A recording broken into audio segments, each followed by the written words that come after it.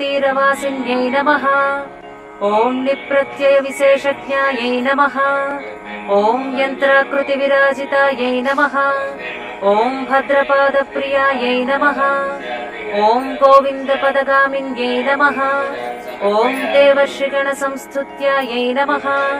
ॐ वनमालाविभूषितायै नमः। ॐ स्यन्दनोत्तमसंस्थानायै नमः। ॐ धीरजीमूतनिस्वनायै नमः। ॐ मत्तमातङ्गगमनायै नमः। ॐ हिरण्यकमलासनायै नमः। ॐ धीयै नमः। ॐ जनाधारनिरतायै नमः। ॐ योगिन्यै नमः। ॐ योगधारिण्यै नमः। ॐ नटननाट्यैकनिरतायै नमः। ॐ प्रणवाद्यक्षरात्मिकायै नमः।